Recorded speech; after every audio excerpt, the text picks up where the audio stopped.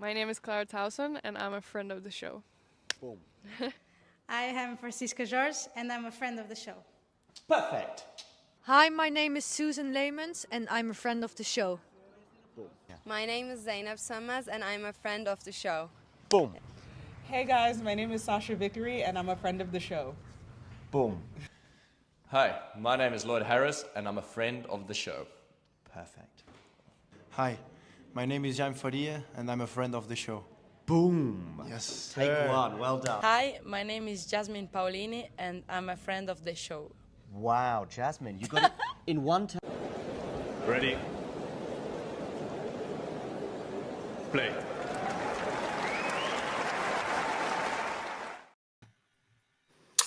Hello, everyone, and welcome to ATP Weekly.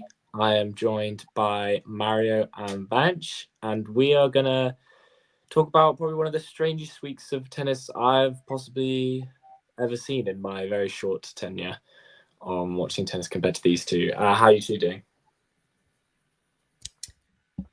Yeah, doing well. I mean, it's obviously, a different week from usual in terms of, Masters 1000s, one of the maybe the most surprising Masters 1000 final I can recall, like since the ATP Tour started doing their official stats, I guess, and since 1990. So yeah, I think it's quite a week for both of them, and it's cool that we got like that sort of storyline with the all family affair and them being cousins and related. It just added a whole nother dimension to the final and the stories across the week. So yeah, very interesting.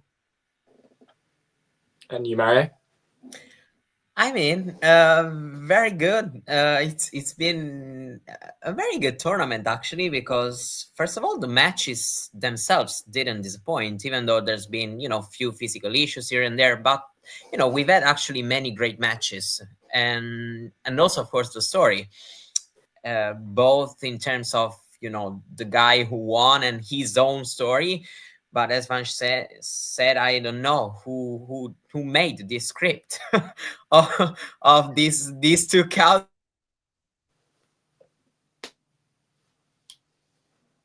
I think if we just lost Mario, I think we may have just. So. Oh, he said that. Yeah, sorry, I'm here. Sorry. So yeah, I don't know who made the script. It's just been unbelievable. I really much enjoyed it. Yeah, I mean, it was probably. I mean, I could guarantee you, I could ask 2,000 tennis fans, and no one would prove Vacherot to win the title in Shanghai. And obviously, he is the main man this week. Obviously, breaking countless records. First.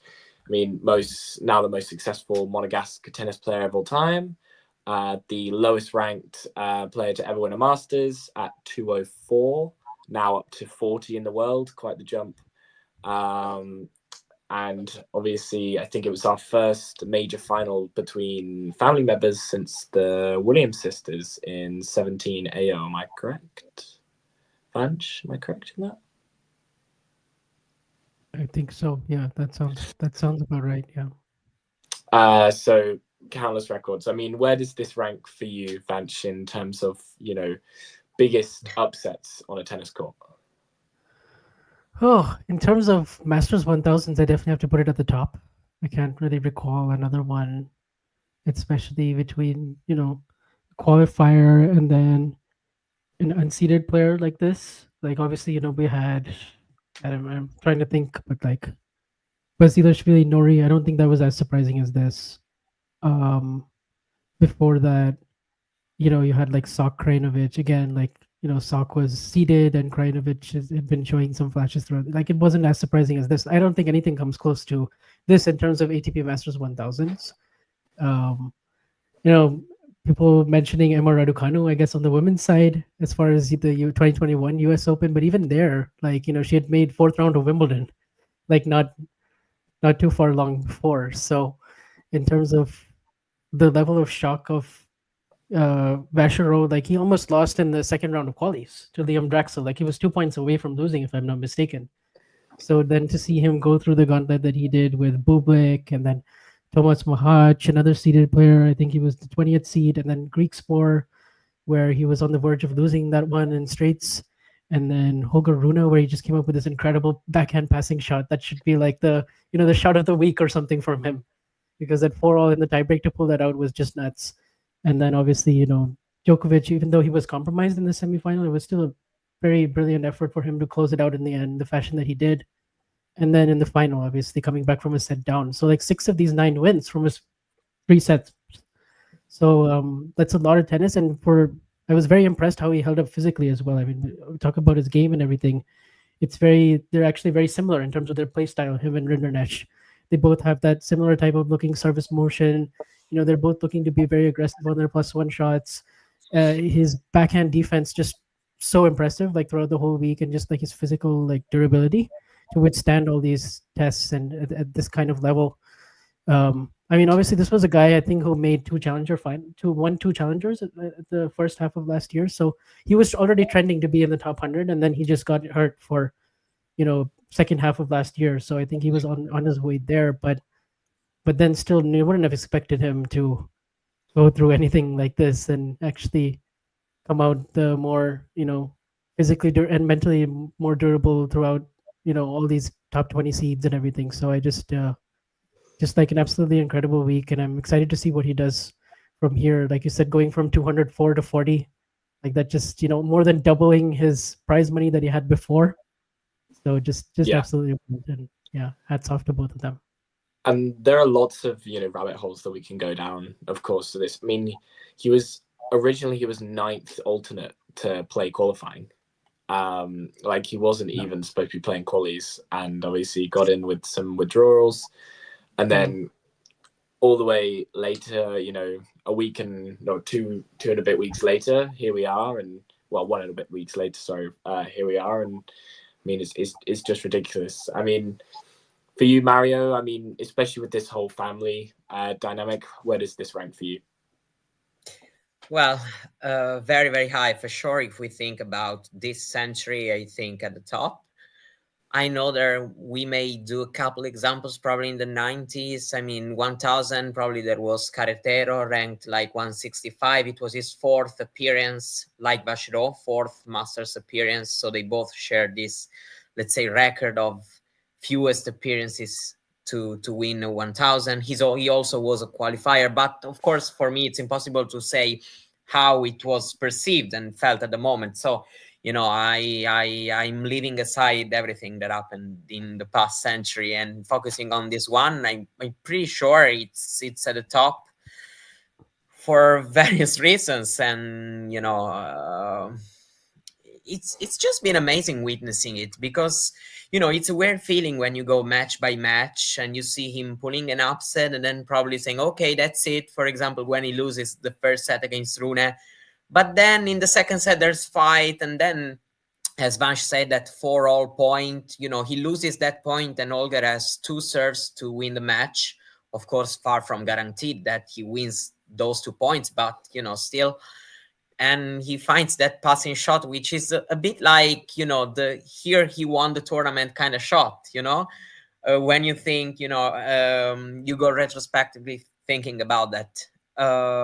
So, it's really been amazing. Of course, as you both said, he was already closing into the top 100 last year. So, it's not like we are finding him out now as a player, But at the same time, of course, from that to this happening 1000 events, we can name so many players who never won a 1000 tournament, then they actually have quite, a name. And, I'm Italian. So, for example, I may say Berrettini and Musetti, for example, as 2 players who never won a 1000 tournament. But there are others, So Nishikori, for example, is, you made a very all the French players, right? Like your Gasquet and Simon, and like who was Cedric Paulini, like these players who made multiple Masters finals from France. Yeah, none of them. So it's just been an amazing story, and actually, pretty heroic effort, because 9 matches in 2 weeks, over 18 hours on the court. coming back from a set down 6 times. So it's just amazing. It's a life-changing week because of the prize money, but not just for the prize money he earned right now, because of everything is going to play in the next months, and everything is going to earn so many possibilities, so many chances he's going to have. So it's really a life-changing 2 weeks for him, and he actually became the oldest big title winner this year. He's only 26, but this year we had pretty young average if we talk about the guys. I think it was born in the 90s. Only Ruud and Vacherot, which are both born in 98. So he did really a great job. He won a Masters 1000 this year before Sinner, for example. Yeah, honestly. Okay. Which is ridiculous. And I said earlier that there are so many sort of rabbit holes, but I'm just going to focus on 2 quickly. I'm going to say, obviously, he's now ranked 40 in the world. That puts him nearly entry list automatically for nearly every tournament. So, and obviously entry lists for all of the tournaments for the rest of the year have already come out. But looking towards next year, how is he going to fare consistently on the main tour? Badge. Oh, such a great question, and I wish I had a more clear answer, but I would just say, based on what I've seen this week, I do think he can be like a, top 50, top 60 mainstay. I do feel like because he's going to have so many chances, to pick up points elsewhere and to, play against the best players, he's now shown that he can beat many different types of players in the same week. And his game style is such that there is a lot of repeatability in terms of that serve, the first strike tennis. If he continues to defend the way he's been defending, the all the strong parts of his game, even with a few ups and downs, I don't see him, for example, a player like Karatsev, right? Someone who's just very hot and cold, kind of erratic, will spray a bunch if things aren't working. I feel like he has more options in his game in terms of, there's a baseline level where he can compete at a pretty high standard for the most part, especially. I mean, we'll have to see about the majors, but in tournaments like this best of 3, and also just given where the tour is at outside of Sinner and Alcaraz at the minute, there's going to be so many matchups where he's going to be right in it. So I gotta say, I think he'll be a top 50, 60 mainstay if he stays healthy. After that, I really don't know. I can't say. What about you, Mario? Because I just have actually, I'm gonna make this point quickly, and then I'll come to you, Mario, if that's okay. He has only ever had just a single main draw appearance at a major, and that was last year at the French. He was first round, and obviously his ranking now, I think I can't remember how many points he has to defend till June, but it's a crazy few. So this pretty much guarantees him at the very least 3 main draw slam entrances. And I think it's going to be fascinating to see how he really, fares in the 5-set format. Don't you think, Mario?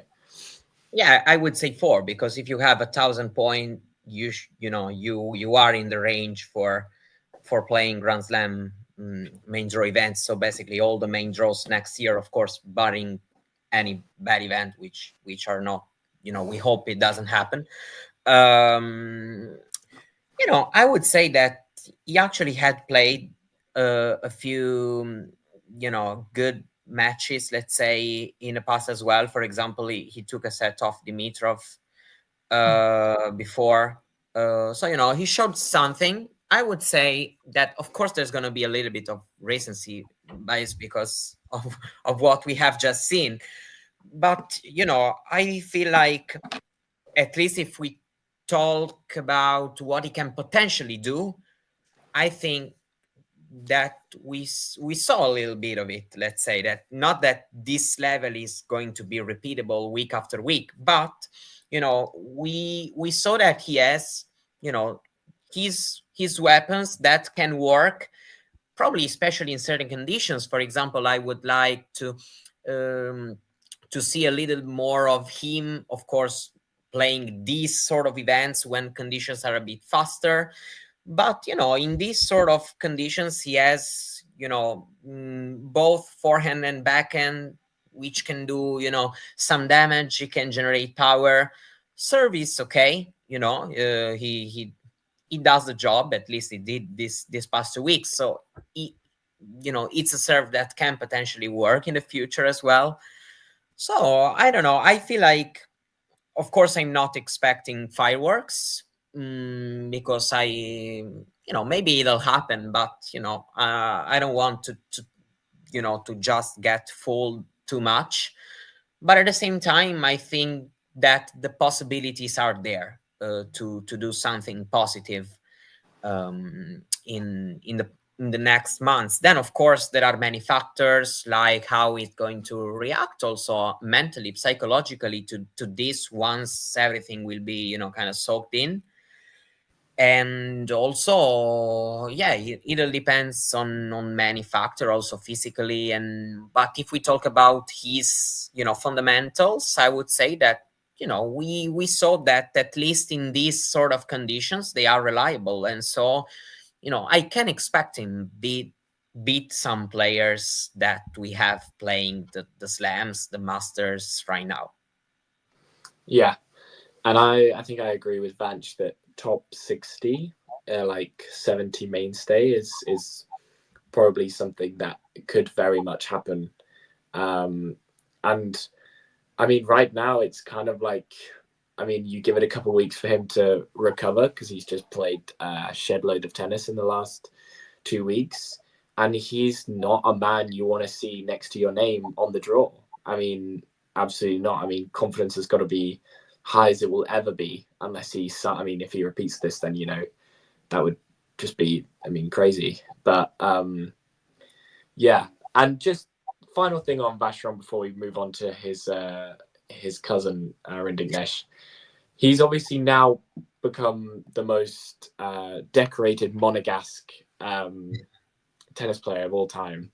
And I mean, what does this do sort of for Monegasque tennis in a sense, just for its funding and that sort of stuff, Vanch? I'm sure it's going to inspire a lot of the younger generation, and especially because so many of the ATP Tour players train in Monaco on those beautiful clay courts, but also just the facilities and the tennis community that they already have. Obviously, with the Monte Carlo being like one of the best tournaments there is, and I imagine when he goes back home, he's gonna get like the most amazing celebration. Probably will be like maybe the most famous. Well, I can't really say athlete because there's so many F1 players that are based there. But in terms of tennis, like he might be the biggest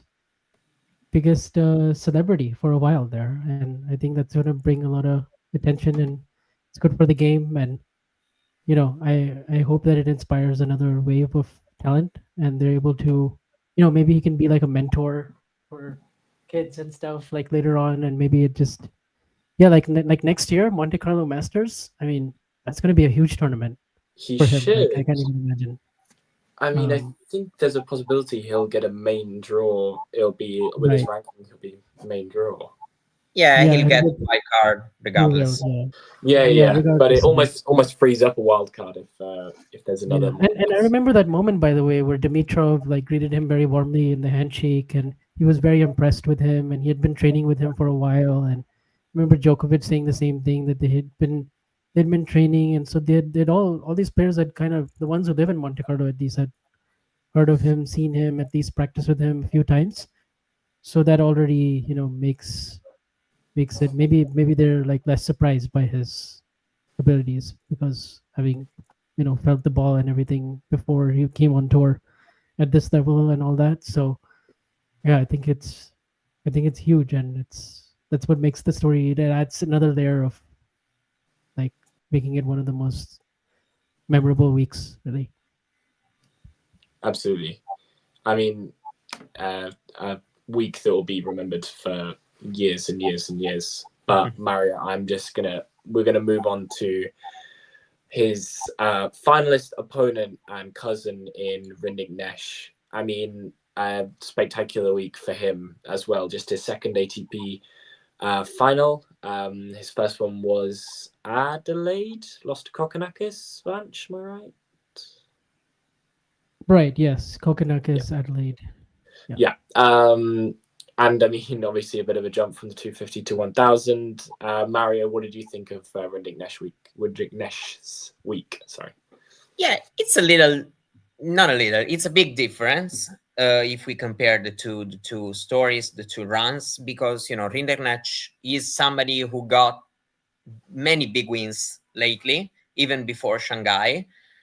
Actually, the week before, he was forcing the Minor to a deciding set tiebreak, for example. But not just losses, lots of good wins, also in.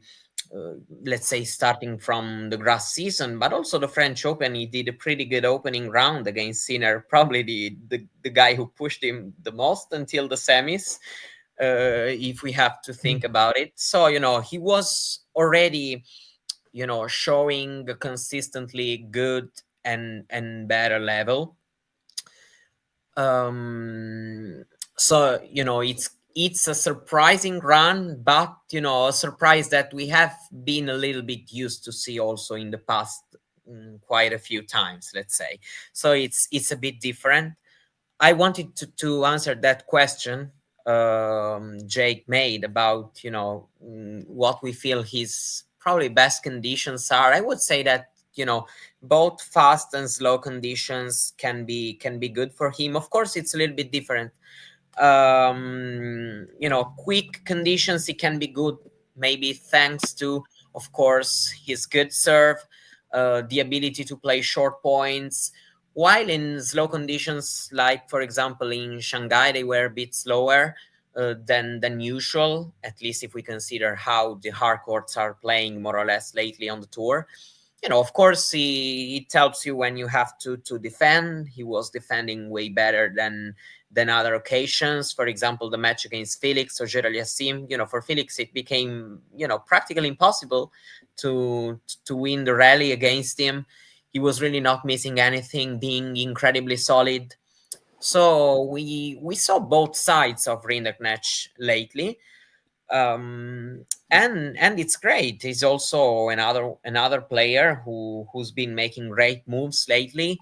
He's 30, so he's kind of in, I don't want to say late stage of his career, but he's not the youngster, let's say, or in, let's say, that 25, 26, 27 years that we usually consider prime of a tennis player. But actually, we have seen many examples in the past as well of players who, just become much better at 30, 31. There have been many examples, and, I think he can sustain this level because, putting this final run aside, he's shown a great level consistently in the past months. He's got many wins and also some pretty good ones as well. Yeah, just I think it's since Queens. I think he beat Shelton in Queens, which is a good win. A bit rude in Cincinnati, and then Zverev twice. Obviously, once at Wimbledon and then once here. So he's been getting good wins. Yeah, he's having a great time, but it kind of puts into perspective how tennis goes in a sense. As in, like last week he was playing Beijing. Oh, sorry, 2 weeks ago was playing Beijing, lost second round of qualies to Goffin, got in as a lucky loser, played Goffin first round and beat Goffin. So, like it swings and roundabouts, isn't it, Vanch? Yeah, I mean, we've seen a more consistent body of work from him since Roland Garros, since really like that Sinner match. That might have been like the turning point, like what he found in that third set where he became like kind of unplayable for a few games there, and like pushed Sinner more than any other player really until the semis. But even the Alcaraz match at the U.S. Open, like 4 sets, like he almost won that first set. It was very competitive, not much between the two players. And Wimbledon obviously makes the third round, beats Zverev and then beats all top 20 players here. So that's obviously a level of inspired play from him for the last 3 or 4 months, and I think he can keep it going for another year or two at least, because he seems to have unlocked like that combination of, you know, backing up the big serve, but then also like these slower conditions, they help him in terms of like the, you know, his ability to defend and stay in more longer points and just make sure that he gets the forehand that he wants so he can come in on it. And I like the way he's been being very aggressive, and he's always been great at the net and he has good hands, and so he's kind of like putting it all together. Whereas before you'd kind of see flashes here and there, and he'd make like an indoor semis, he'd do well at times in France, or he'd like that week that he had getting to the Kokonakis match in the final in Adelaide, like you'd seen what he could do, but you didn't see it like sustained for this long. So this now means that I don't think any of the top players would really. I think they fear him more now than before. You had just mentioned how he'd shown flashes, and obviously Rinderknecht is in a different position in that he's already down to play most events for the rest of the year, whether it would be he has to go through qualifying or whether he's main draw. He's now ranked 28, which puts him in a seeding spot for Australia. Does he keep that seeding spot, and how does he, as Mario said with Vacherot, psychologically adjust to, you know, even losing in this final? Or is he thinking about how he got to the final or how he lost the final? Mario, what do you think? I don't know. I think it's a bit different. You know, it's not like he's entering the new dimension as a player like Vacherot is doing. So, you know, there's not really that that effect of your life having changed completely. Of course, it was a good chance because, you know, he had an amazing run and was one set away from winning a 1000 tournament. So it's, of course, you know, the sadness of, you know, not having got this opportunity, and, you know, considering age and also, you know, how the tour is right now. I mean, it's not easy that you will be there one more time. So it's for sure, you know, a chance not wasted, because, you know, he didn't waste anything, but, you know, a chance that he didn't take, let's say. So for sure there's that. But if we consider this about, you know, psychologically, mentally, I don't really know actually right now, because, you know, it's not like his life and his career is changing completely. He got an incredibly big result. Of course, there's going to be a little more eye on him for sure. But at the same time, you know, he was already playing these tournaments. He was already in this tour, let's say, in the main tour. Of course, now he got, you know, a more solid spot. But, you know, I struggle to see many and big difficulties mentally and psychologically, rather than just, you know, putting this disappointment aside, let's say. And Vance, do you think he keeps his seeding spot for AO? Currently down, currently down to, he's withdrawn from Brussels, obviously. I mean, the guy's played an insane amount of tennis. I don't expect him to be playing tomorrow. He's qualifying in both Basel and Paris. Small chance he gets into Basel as his fifth alt, and then he's in the main draw for Metz as the final tournament of the year. Vance, your thoughts? Yeah, I mean, like Mario said, I don't think it's like life changing for him in terms of like his position right now in the where it's at. I think he's like 25th in the race, right? Something like that. So I think with the amount of tournaments that he has coming up, and, you know, obviously there'll be a lot of fluctuations in that, like whatever 15 through 40 range. Like there's not that much separating a lot of these guys, especially like from 34 to, I don't know, 20 or something. So I think chances are pretty high he'll stay in the top 32. Like I think there's a good chance with how much he's going to be playing, and then also the Paris Masters. That's another big chance for him, I think, to do well this year. Great.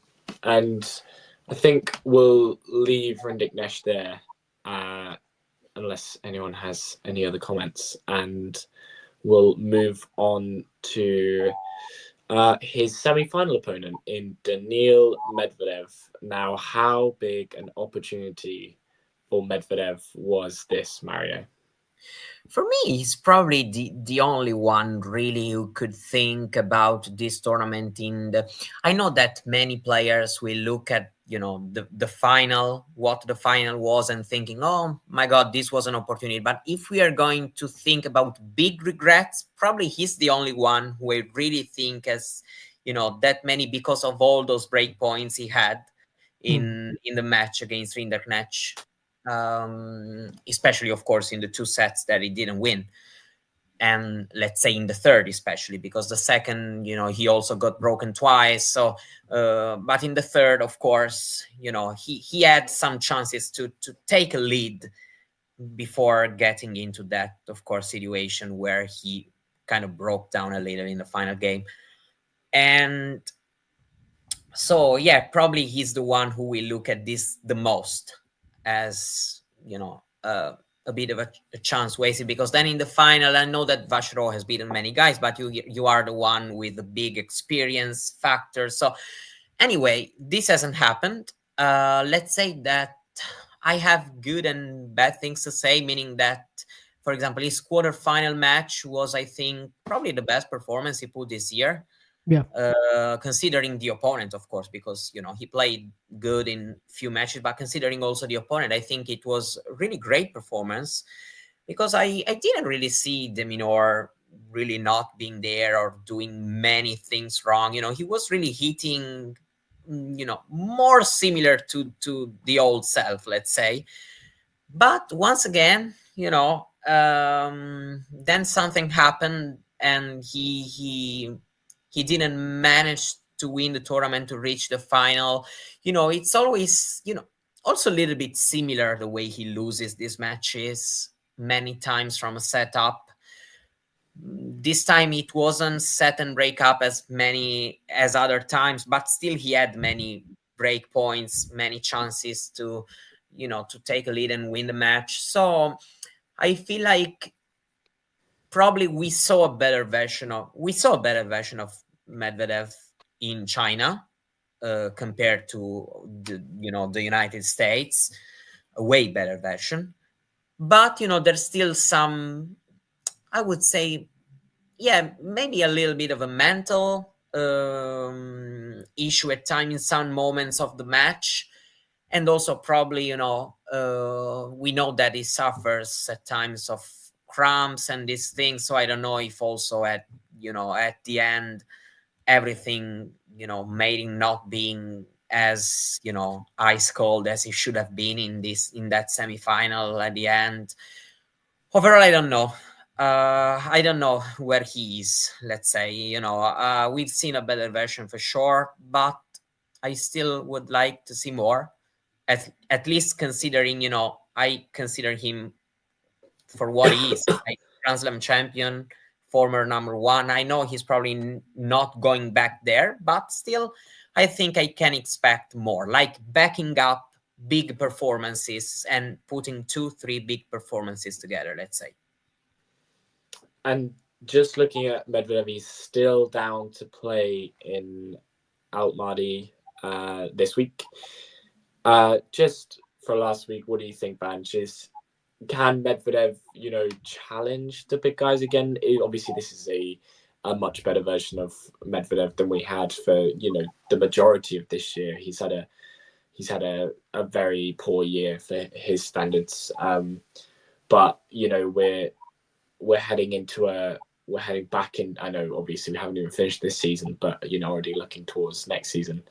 It's one of his favorite tournaments at the AO. Are we thinking of any sort of big run at a slam? I mean, after this year, he's one win at a major this year, if I'm correct. So, what are your thoughts?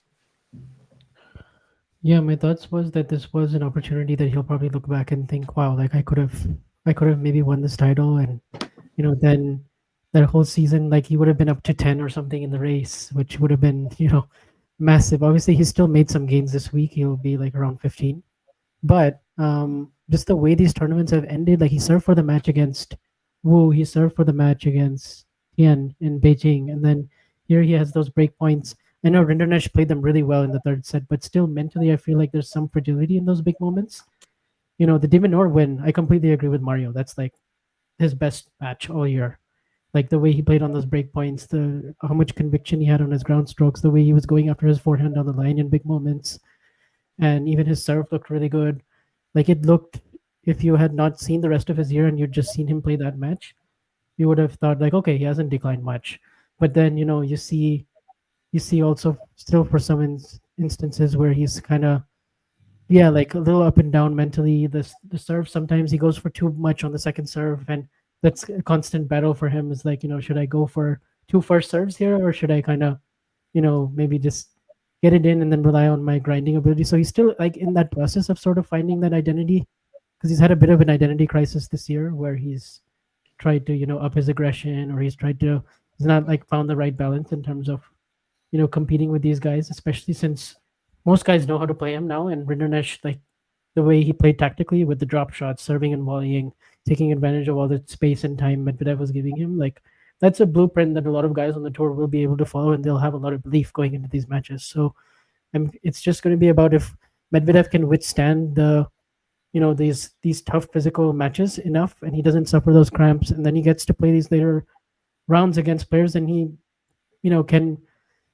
I can't say he has nothing to lose, because there's always something to lose for every player, but just maybe he can play it in a way that's much more, he can play it in a way like he's not supposed to win, kind of a thing. And so maybe that will free him up in general. But Indian Wells is another tournament he made the semis, and this is another tournament where he made the semis, and the only commonality there is the really slow conditions, really slow hard court conditions, where I think he can still rely on grinding well from the baseline, and if the serve is enough, there's still enough, he still has enough good stuff in his game that he can, like, I'm not worried about him like falling outside the top 20 or something.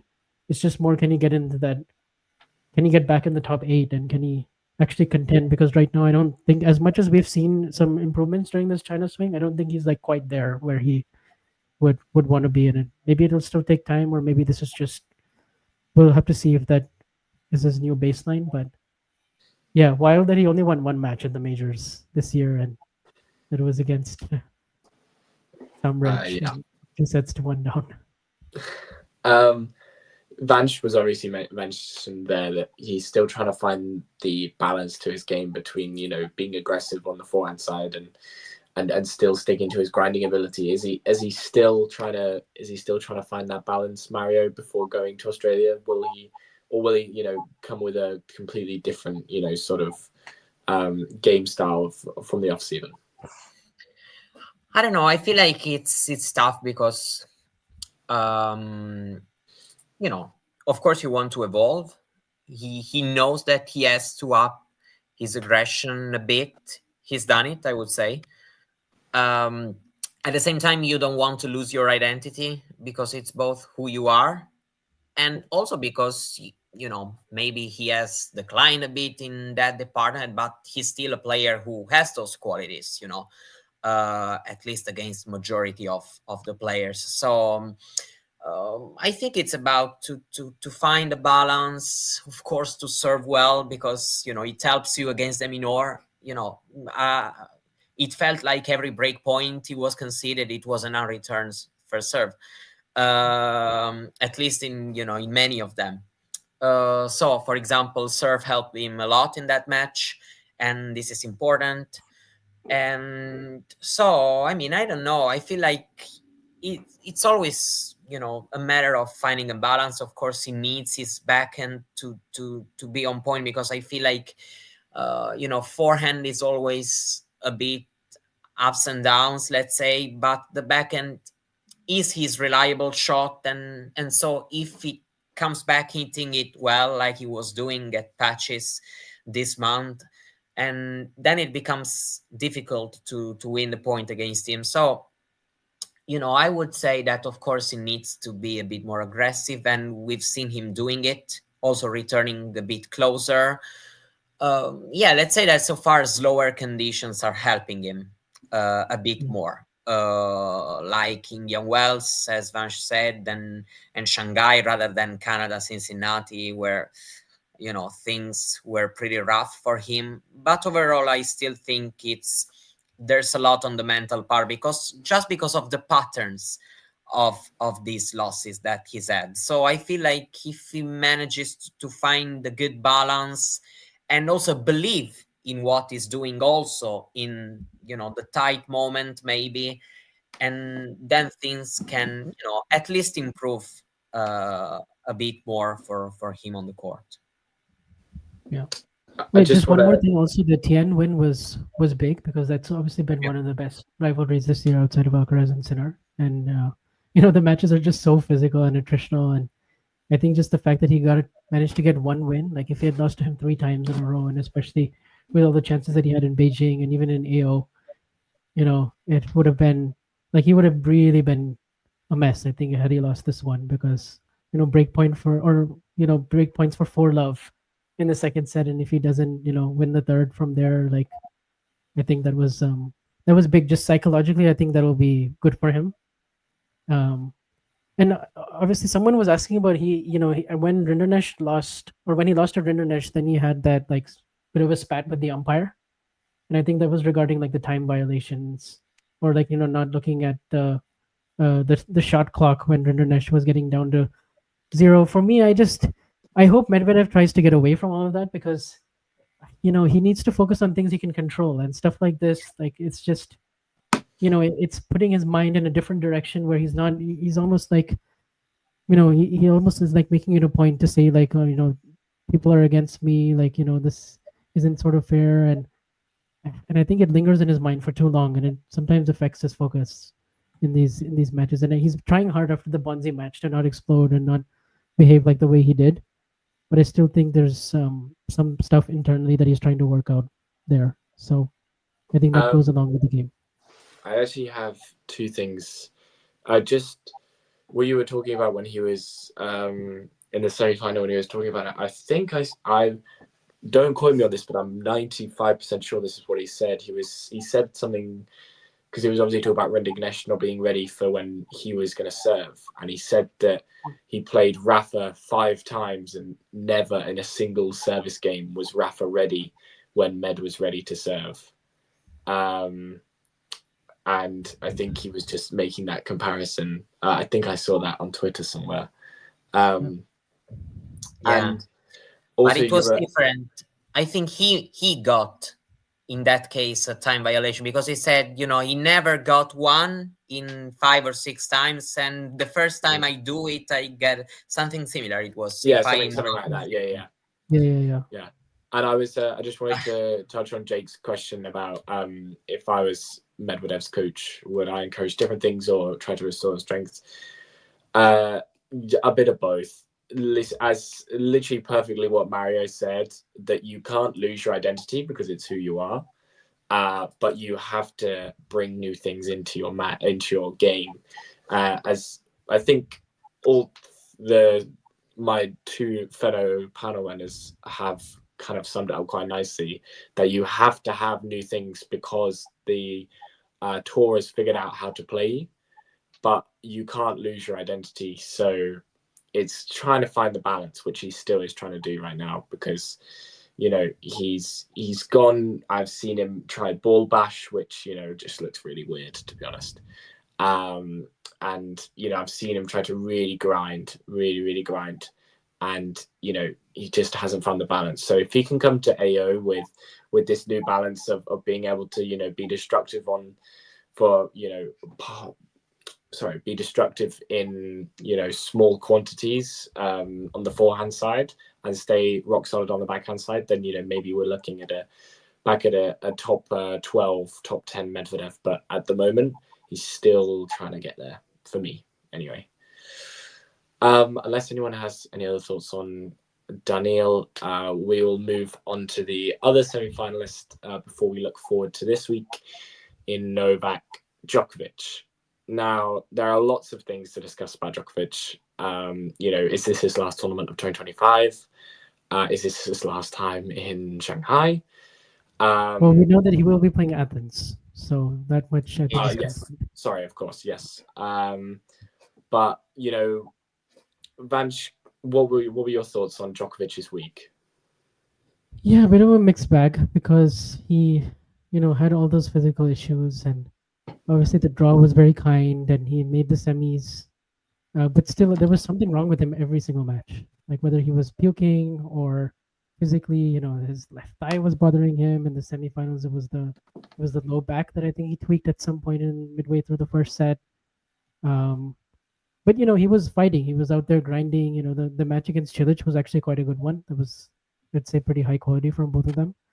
But then after that, it was very much just staying alive for him and trying to just draw on all of his experience. And really, it's a in some ways, people will see it as a very inspiring sight that he's out here at 38 grinding in a Masters, and when he really doesn't need to be doing it, and there's no real thing for him to gain. Like, sure, he can try to win a Masters without Sinner and Alcaraz being in his way and all that, but I don't know if that would really tell us anything that different. Like, it just doesn't change the way I would look at Novak, even if he'd won this tournament.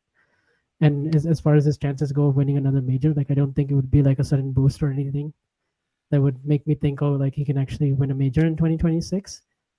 But it just shows that the body is not quite the same anymore. Like, he's getting to the semis of these tournaments. He's still good enough to put himself in that top 5, but it's not really sustainable for him, even in best of 3. Like, he's these slow conditions and being able to bounce back. It's clearly tough. Like, he wasn't nearly as stable from the back of the court as he needed to be against Vacherot, and he was trying to find ways, and he's like the best at finding ways to win. But at some point, he's just hitting a wall, and the gas tank is running empty by the time he gets to the semis, and it's happened a bunch this year. And so it'll be interesting to see where he goes from here. Like, does he play the ATP finals? Does he skip that one out? Is he thinking next year might be his sort of last time to give the majors a shot? Or is he it's very difficult to know what he's actually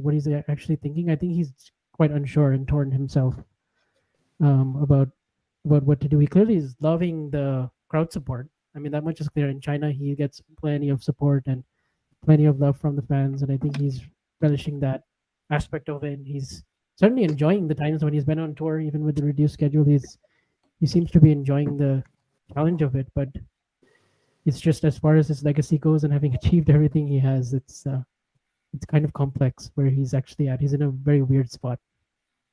For me, as you said, Vanch, him winning this tournament wouldn't have, and I think wouldn't have changed my perspective on majors for next year.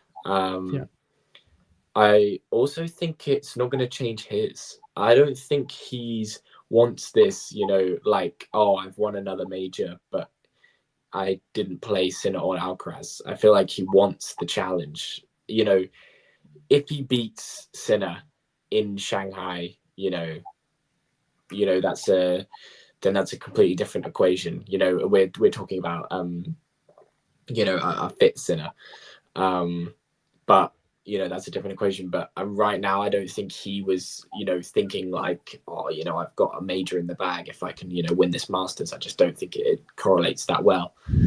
And also, just you talk about physically. I mean, the guy is 38, yes, and we have to remember that the conditions in Shanghai this week were pretty brutal. There was a lot going on. It was very, very hot. We had and humid. We had lots of players talk about it in press conferences and all sorts. So that it's not his ideal conditions, I would say. But yeah, Mario, what are your thoughts on his week?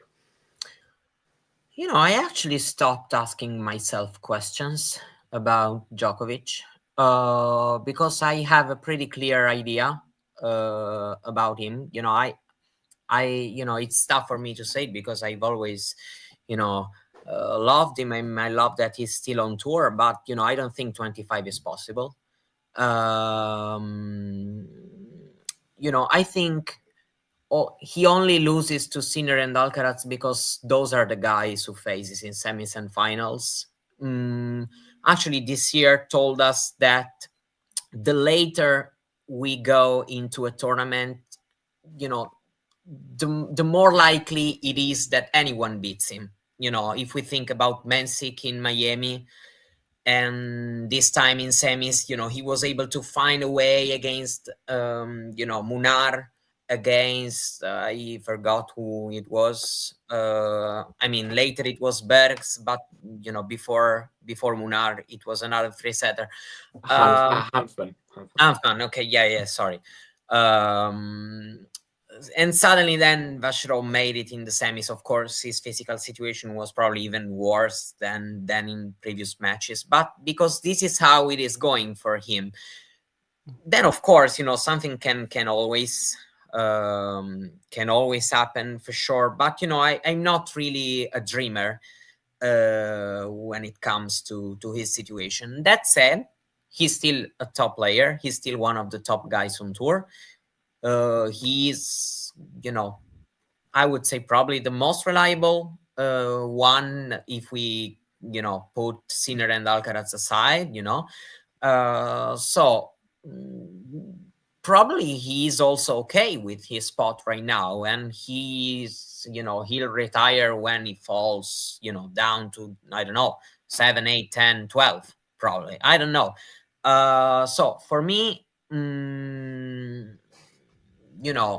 I stopped asking myself questions. Probably he's just loving to compete right now. He's still doing it at a very high level, despite not being able to, to step over the line. And maybe for a year or two, this is fine for him. Then, of course, later it becomes more and more difficult.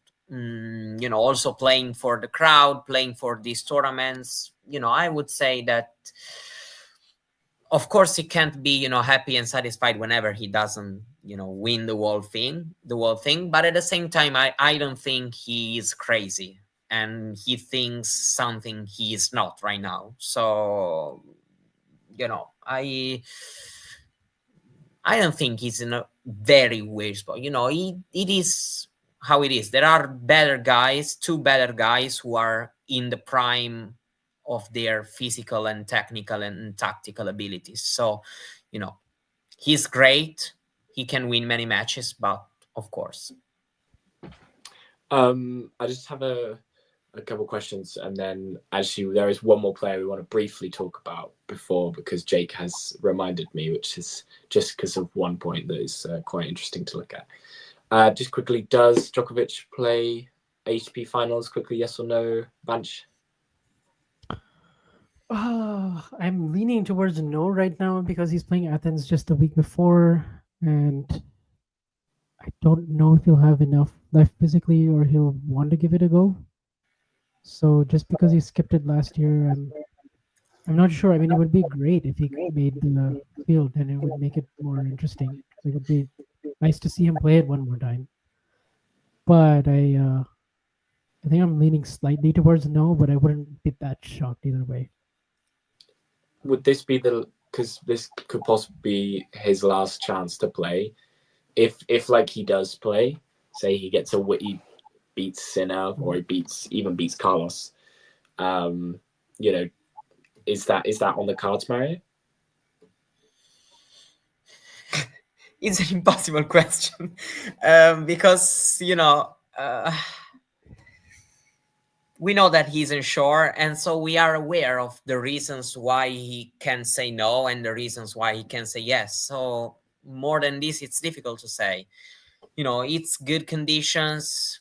You play at least, if we consider the round robin, you play, one day you play, one day you don't play. Conditions in Turin are fast, regardless of how they do the court, and then because there's a bit of altitude, and so it's not the toughest and most challenging possible challenging conditions.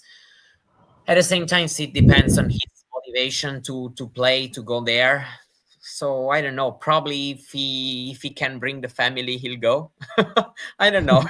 it depends on many things, so it's tough to say. Yeah, I agree. It's very tough to say right now. And lastly, I just really want to quickly, before we move on to, kind of the race in general and this week coming up, I just want to get if anyone has any thoughts on Zverev's comments about them making the courts more suited to Sinner and Alcaraz, and him then losing to Rinderknecht the next day, after he said that he wanted to, spoil the Alcaraz and Sinner party. Do either of you have any comments on that? I just thought that might be interesting to throw in the ring. Yeah, we go back to the court surface conspiracy, I guess. No, but I say conspiracy because I really do think it's like just an easy out for him to say this based on the year that he's had and based on where he's at in the game. Like it doesn't make sense really to me, because it's like Sinner and Alcaraz are good no matter what. They're better than you right now, no matter fast, slow, mud, grass, clay. Like it doesn't matter. So, and also most of the tournaments they've won have been on fast courts recently. Like Alcaraz won Cincinnati, won Tokyo, he won U.S. Open. Like Sinner's done incredibly well on both. Like it's just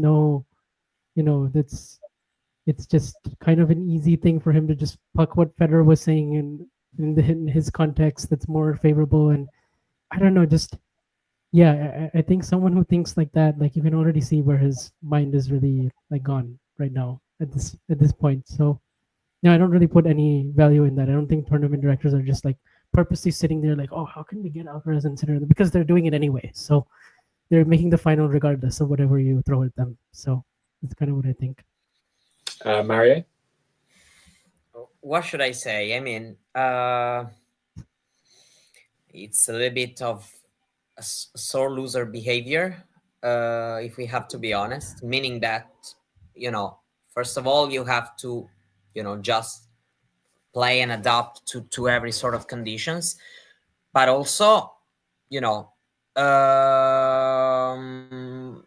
don't think it's right, considering that we still went to clay, to Rome and French Open. Then at Wimbledon, it was the same story.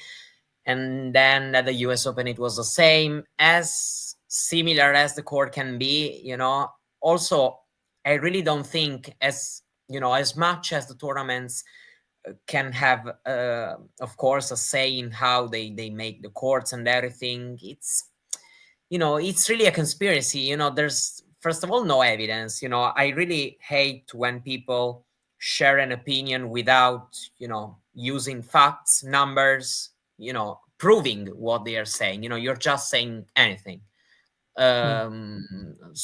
because if you have this clear of an idea, you have to be able to back it up, and it's easy to check that it isn't true. Then, of course, how the court plays out effectively, many factors are there. But if you go checking the stats and the numbers of the court speed, he's not right. Yeah. And then I don't know what else to say. He was just saying anything. Okay, I just wanted to get your opinion. I kind of knew that I was just throwing a grenade. You just wanted to put me on the spot. Yeah, I knew I was throwing a grenade into a room and walking out, but it was just a little thing for people to get their teeth stuck into. Looking towards this week, we have 3 250s in Brussels, Almaty, and Stockholm. Lots of race, contenders playing this week. I think Musetti, Auger-Aliassime, Ruud, and Rune probably the big four. Big four. the big four. Yeah, clip that. And then, there's a big out. A very big outside chance that Medvedev still makes it, but very small. We'll look at Brussels first. I think Musetti and I think it's Musetti and Auger-Aliassime playing in Brussels, I believe. Yeah. Just if on putting yourselves on the spot, if these two make the final, is obviously Auger-Aliassime has a very, very star-studded indoor record. I think all of his titles, bar one, are on an indoor surface, I believe. So what are your thoughts, Vanch? Yeah, I mean, we already saw them play in Shanghai, and that's been a interesting rivalry. They've played like 8 times. It's like 4-4, and they seem to go back and forth quite a lot. Obviously, Musetti is closer to qualifying, and then Felix was still like 500 something points behind. So he would basically need to win this week and do well like the rest of the year. But yeah, so I guess it's big for them. I haven't honestly checked any of the draws. I know they're the top 2 seeds. But aside from that, are there any other players that are close to qualifying that are playing it in Brussels? No, you need an absolute miracle. It's just these two pretty much. I mean, Lehechka's third seed, and he is currently sitting 1,300 points away. So, no. Yeah.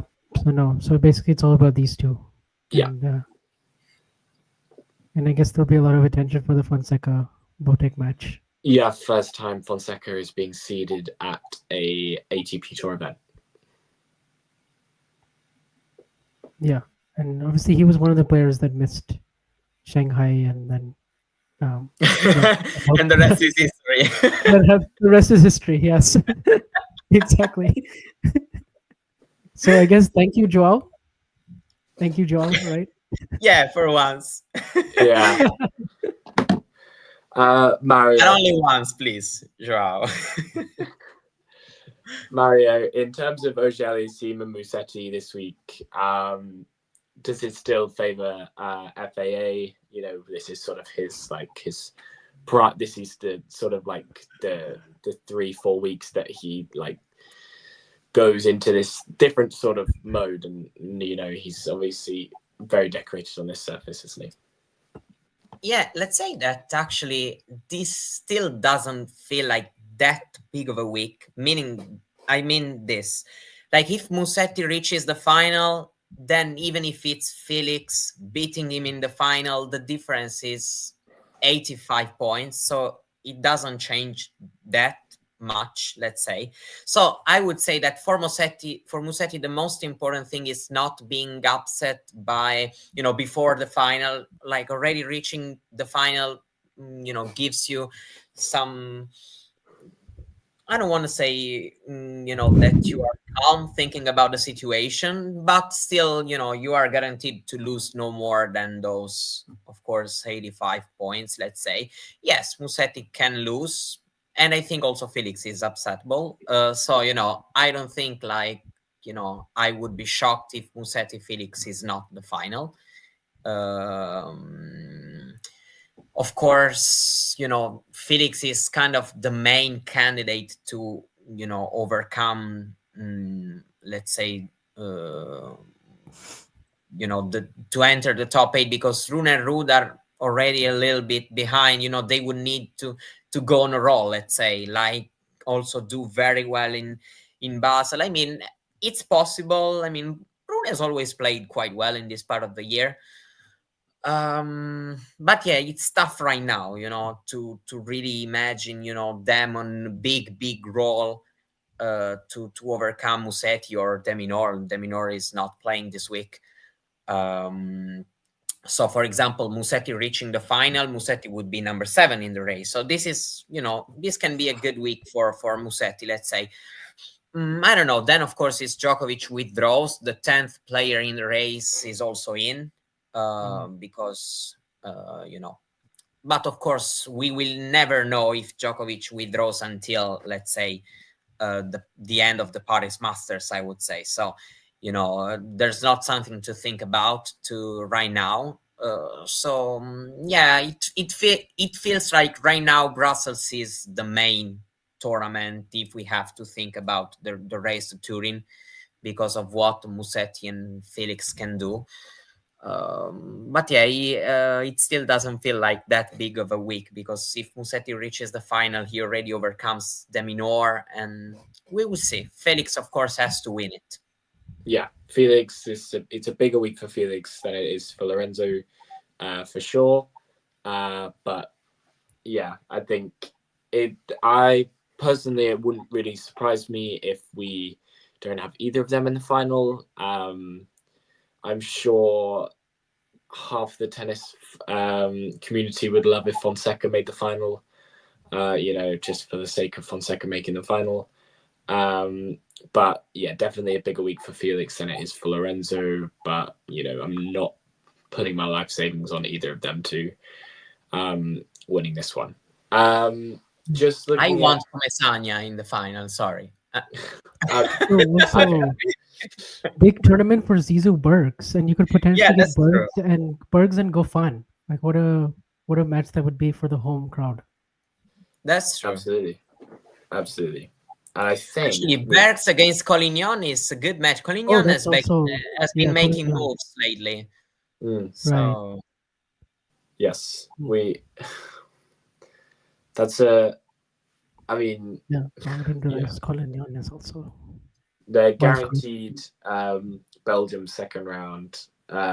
Anyway, Bergs. That's not a terrible draw for Bergs either, to be honest. But yeah, looking at Almaty, we have top seed is Kachanov and then Medvedev second seed. This is it doesn't really affect the race. Medvedev needs a miracle and a half. Probably needs to win this. I think he's Basel, not Vienna. I think, and then probably Paris to put himself in with a shot. But yeah, draws looking. I mean, this is probably. I like it. Yeah, no, actually, there's some good early matches here for sure. Nakashima Medjedovic, I'm sure. Yeah, that's the one that I'm circling for sure, man. That's the one. Yeah, all over Nakashima Medjedovic. Next gen finals winners. Yeah, true. And Darderi fourth seed. Wow, and Diallo, obviously as well. There are some good names in here, actually. Jari Kaboli round 2 could be interesting. But they both need to win their openers first. But this one not having too much effect on the rest. Finally, maybe some fun Mute storyline or something. Yeah. Looking at yes, but Khachanov has a lot of points to defend coming up, right? Because he won Almaty, made the final in Vienna, and then Paris semifinal. So that's a lot of points coming up for him. Yeah, that's true. Indeed, in the race, he's like 18th or something. Yeah, so something like just behind Medvedev, maybe. Yeah.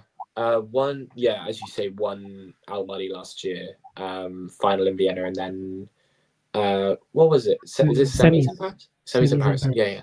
So very big 3 weeks for Khachanov, but it's not. He hasn't been having a great last month or so. So maybe a change of fortunes. He actually still should stay in the top 20. So I mean, even if it doesn't do well, it's not like the worst thing in the world. So I don't think that there's that big of a pressure, let's say.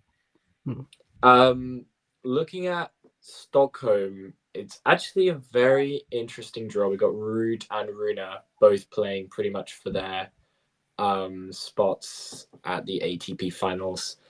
Ruud with a potential Cilic round 2 matchup, which should be very interesting. Chapeau is 3rd seed and 4th seed being Humbert. Banch, how do you see this playing out? Oh, I like this draw a lot, actually. There's a lot of good players here. Like, fun players to watch. Yeah. Those Zverev.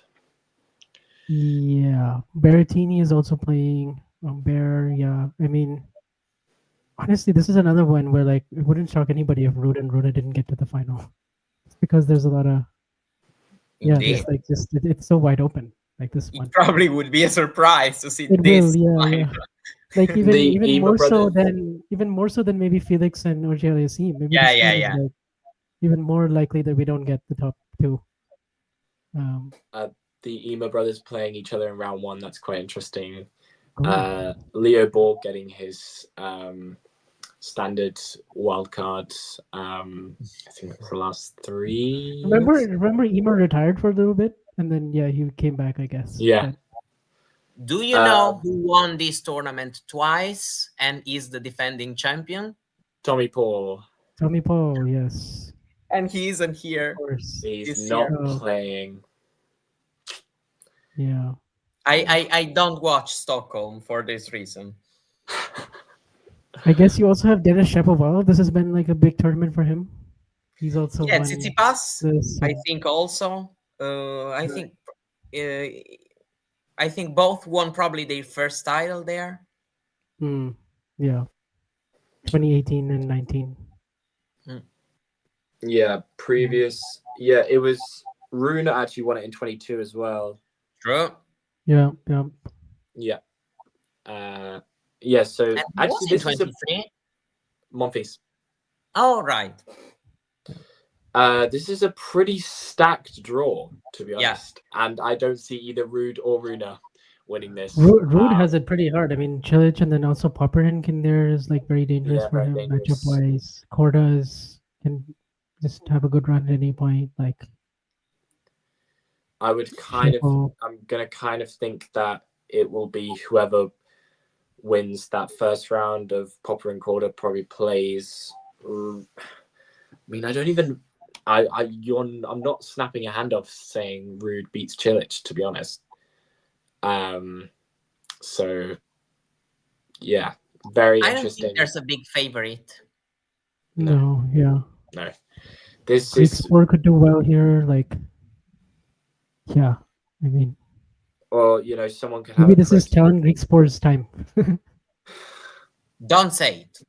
Yeah, for Mario's sake, that there's manifest it, right, Mario? No. Don't say it. Okay. So just lastly before we wrap up, this is a pretty big week for these two as they actually are split by 5 points at the moment. So just to put themselves in the best sort of place for Basel/Vienna. Who just last question? Who goes deeper in Stockholm, Rune or Rude? Rune or Rude? Ooh. I'm conflicted. Maybe Runa. Maybe. I'm a bit conflicted because I saw players in Rune's draw who can be a tough matchup for him in particular. Like guys who are quite solid, like De Jong, for example. I think these are guys whose game can annoy Rune a bit. It's a bit tough because thing is, for example, Popperin and Korda, it's not like they are in great form, but if they reach the quarters, then they have 2 wins. So it's tough. Yeah, probably Rune. At least, he got quite a good record there at this tournament. He won once. So just for the reasons, because, for both, there are matchups that makes me a little bit uncomfortable, let's say. Agreed. I'm going to go Rune as well, mainly because I just really don't trust the Cilic round 2 matchup if he gets there. It can be Budkov Kier for me, actually. Either way, it doesn't. I just don't trust it. Okay. Maybe quarterfinals is really what's making me lean towards Runa because like that Popper and Korda maybe like more upset potential because we've seen them do it already, and then Muller, Runa, maybe like there are some names there. De Jong is tricky, especially, but well, I mean, we have a big possibility of a Berrettini and Bear round 2, which is, Berrettini could, go on a run this week, kind of rebuild himself after, you know, such struggle with injury. Chapo could have a good week. Chapo, that's not actually a bad draw, to be honest. I mean, Greek Sport, again, yeah, lots of this. It's probably it's the best draw of the week by far for me. Yeah, but I mean, after Shanghai, I lost all my certainties, so I don't know what to predict. we're gonna have, I mean, could be anything. Majak to win the tournament. I mean, you know, you could say anything. We're gonna say anything. Actually, you know what? I'm gonna scratch that. I'm gonna say Ferry's gonna win the tournament as he's British, and he just came through qualifying. So I'm gonna say that just for the sake of being British. Okay. That will, I think, unless our producer wants anything else out of us, I will wrap it up there. Thank you very much, Mario and Vanch, for joining me. Thank you. I had a blast. Yeah, thanks a lot. Good fun. And guys, we will see you very soon. And you know the drill. If you enjoyed this video, make sure you hit that like button. Don't forget to subscribe and click that notification bell so you don't miss out on all things tennis.